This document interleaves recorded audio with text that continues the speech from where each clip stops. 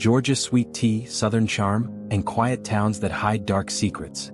But behind those magnolia trees are women whose names are spoken with fear. One poisoned her entire family. Another lured men to their deaths. And one kept trophies from every kill. These aren't urban legends. They're real. But what happened next shocked everyone. Georgia's charm has always had a dark twin. Behind its southern grace lies a history of jealousy, betrayal, and murder. From quiet housewives to educated professionals, these women shattered every image of innocence. Today we'll dive into Georgia's most notorious female killers. If you love unraveling real crime stories that blur the line between love and evil, subscribe to Behind the Crime. We post daily. Now, let's begin where it all started with a woman named Betty Lou Beets. Betty Lou Beets wasn't the kind of woman you'd look twice at. Short, blonde, always dressed neat, the kind of southern woman who waved to neighbors and brought casseroles to church picnics. But behind that polite smile was a storm no one could see coming. She was born in Georgia during the 1930s into poverty, chaos, and pain. Her father drank hard, and her mother worked long hours to keep the family fed. Betty learned early that love came with bruises, and silence was safer than truth. By 17 she was married. Too young to understand what love really was but old enough to crave it. Her first husband hit her, cheated on her, and left her broken. The second one wasn't much different. By the time she reached 30, Betty had 5 children and a heart full of scars. Still, she kept chasing what she thought love should feel like. She wanted safety. She wanted control. But most of all, she wanted not to be abandoned ever again. Then came Jimmy Don Beets, a firefighter, quiet, kind, and patient at first. He bought her small gifts, listened to her stories, and told her she deserved better. For the first time, Betty believed she'd finally found peace. They moved into a small trailer near Lake Athens, surrounded by pine trees and still water that mirrored the Georgia sky. From the outside, their life looked simple, steady. Betty planted flowers out front. Jimmy fished on weekends. They were the picture of small-town calm. But inside those walls, things were unraveling fast. Jimmy started noticing money missing from his account. Betty began talking about his life insurance policy casually, like it was nothing. And when friends dropped by, she'd make dark jokes. "If Jimmy ever disappears," she said one afternoon, "check the garden." They laughed it off. But Betty didn't. By summer, neighbors heard more shouting at night. Doors slamming. The sound of breaking glass. Jimmy started sleeping with one eye open. And Betty, she started keeping secrets. She told one friend she was tired of being used. Another said she'd been practicing with a pistol. Nobody thought she meant it. Until one evening, Jimmy Don Beets vanished. His truck sat parked by the lake. His boat drifted quietly in the dark water. Keys still in the ignition. Hat floating beside it. And Betty? She told police he went fishing and never came back. The search for Jimmy Don Beets began that same night. Boats combed the surface of Lake Athens. Divers plunged into the cold water, dragging nets across the muddy bottom. But there was nothing. No body. No sign of struggle. Just silence. Betty stood on the dock, wrapped in a shawl, tears streaking her face. Cameras caught her trembling hands and empty stare. She played the role perfectly, the grieving wife, heartbroken and confused. "Jimmy loved the lake," she whispered to a reporter. "Maybe he just slipped." The community rallied around her. Church members brought food. Friends comforted her. The sheriff called it an accident. Another good man lost to bad luck. But behind closed doors, Betty's behavior didn't quite fit grief. A week after the disappearance, she started redecorating the house. She bought herself new clothes, dyed her hair, and began talking about moving on. She even asked about Jimmy's pension. Then came the anonymous call. A low voice said only, "Check her yard." Investigators thought it was a prank until another tip came in, mentioning a strange patch of dirt behind Betty's trailer. When police arrived, Betty greeted them with that same sweet smile. "You can look around," she said calmly. "I've got nothing to hide." But the garden told a different story. The first shovel hit something soft. Then came the stench, sharp, earthy, unmistakable. Wrapped in a tarp, buried beneath the rose bushes, was Jimmy Don Beets. 2 gunshot wounds to the head. The officers froze. The sheriff himself stepped back, whispering, "My God." But the horror didn't end there. As they expanded the search, another body surfaced. Older remains. A man's wallet inside the grave. It was Betty's 4th husband, also shot, buried years earlier in the same yard. When detectives confronted her, Betty didn't flinch. She said softly, "I didn't kill them. My son did." But her son told a very different story. He claimed she'd made him help hide the bodies that she'd told him it was the only way to survive. The media exploded. Neighbors who once prayed with her now crossed the street to avoid her. The town whispered one word over and over: monster. And as the truth unraveled, one thing became clear. Betty Lou Beets hadn't just lost her husband. She'd planned his death. Down to the bullet. Down to the hole in her garden. The case of Betty Lou Beets sent shockwaves through Georgia and Texas law enforcement. What began as a missing person search had turned into a double murder investigation with one chilling detail. Both victims had been married to the same woman. Detectives tore through Betty's life, tracing every marriage, every lie, every insurance policy. They uncovered a history of manipulation stretching back decades. She'd reported past husbands missing, cried in front of cameras, and always seemed to land on her feet financially. They found old friends who remembered her charm and her temper. One recalled Betty joking that she was collecting men like paychecks. Another said she often bragged about knowing how to handle a problem quietly. Still, police needed proof beyond rumors. They dug deeper, literally.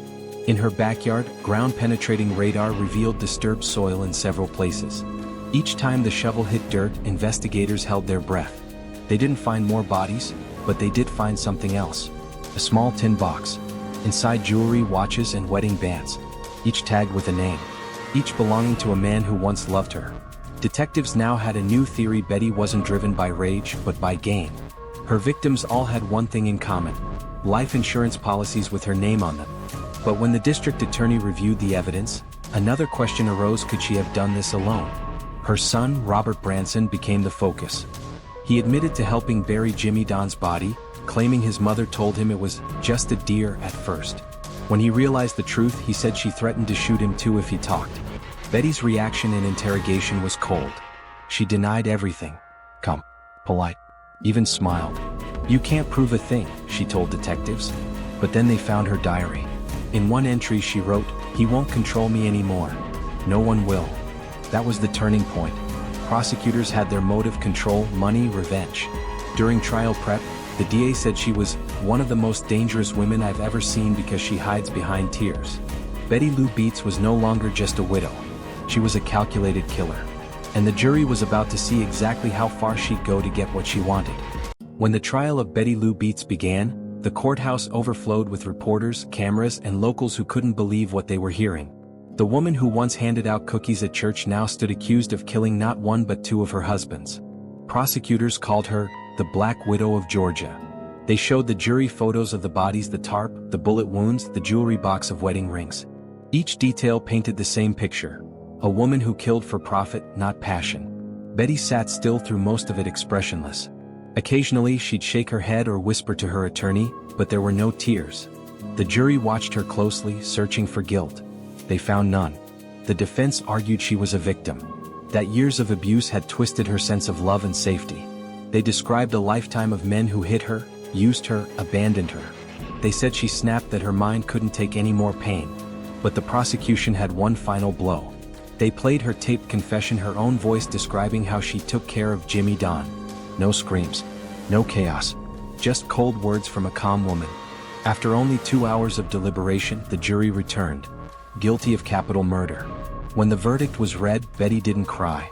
She just looked at the judge and said, "Do what you have to do." Her sentence: death by lethal injection. For the next 15 years, Betty sat on death row. She became a strange celebrity, receiving letters, interviews, even sympathy from those who believed she was mistreated by the system. But detectives, reporters, and the families of her victims never forgot what she did.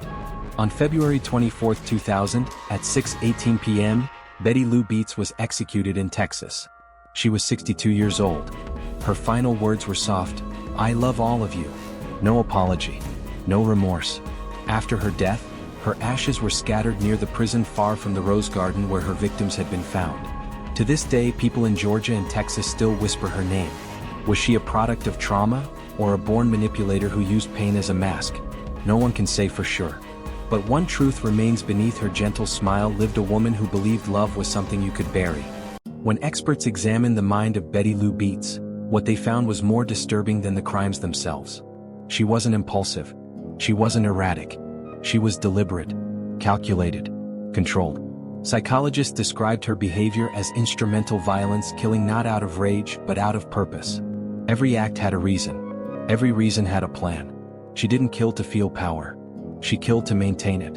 At her core, Betty showed signs of narcissistic and antisocial traits, a dangerous blend of charm and emotional detachment.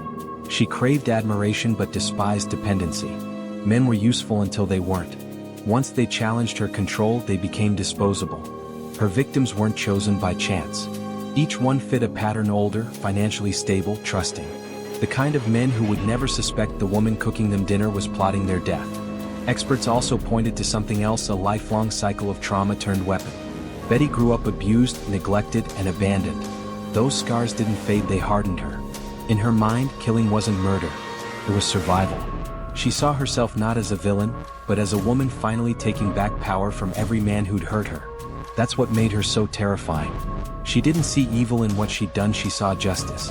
Criminal psychologists often note that female killers like Betty used quiet violence, poison, suffocation, deception, methods that mirror their emotional manipulation. Betty's tool was trust.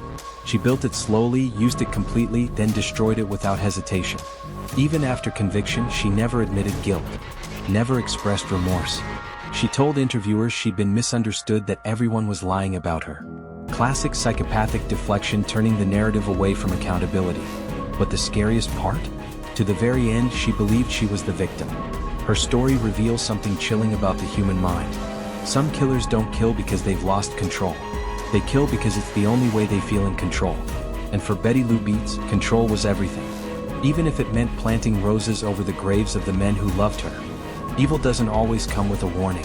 Sometimes it smiles sweetly, bakes cookies, tells you it loves you right before it pulls the trigger.